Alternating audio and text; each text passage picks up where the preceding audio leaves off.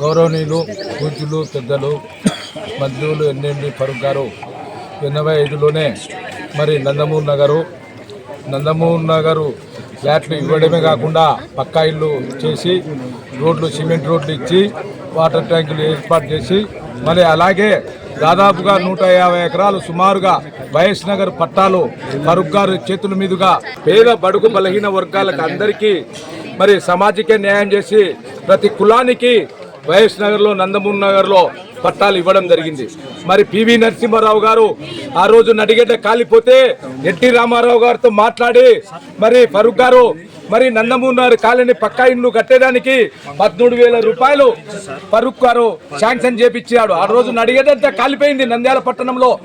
మరి అంతేకాకుండా మరి సిమెంట్ రోడ్లు కానీ వాటర్ ట్యాంకులు కానీ వైఎస్ నగర్ సుమారుగా 150 ఎకరాలను పట్టాలు వంచిన మహా గొప్ప నాయకుడు ఎన్ఎండి ఫరూక్ గారు.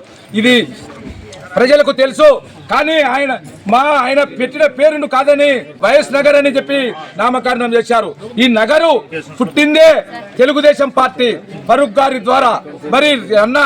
మరి ముఖ్యమంత్రి చంద్రబాబు నాయుడు గారు ఇచ్చారు, పక్కా ఇల్లు ఇచ్చారు, మరి రోడ్లు వేశాం. మరి వైఎస్ఆర్ ప్రభుత్వంలో ఒక్క రోడ్డు కూడా వేయలేకపోయినారు. ఒక్క 4 కోట్లు ఖర్చు పెట్టలేదు. మరి ఆనాడు 100 కోట్లు ఇచ్చిన మహానుభావుడు మరి ఫరూక్ గారు. మరి ఇదంతా ప్రజలు తెలుసుకోవాలి. ప్రజలు తెలుగుదేశం పార్టీకి, చంద్రబాబు ప్రభుత్వానికి, ఫరూక్ గారికి మద్దతు ఇవ్వాలని చెప్పి పత్రికా విలేకరులకు, ఎలక్ట్రానిక్ మీడియా వారికి అందరికీ నా హృదయపూర్వక నమస్కారాలు తెలుపుతూ సెలవు తీసుకుంటున్నాను. జై తెలుగుదేశం, జై తెలుగుదేశం.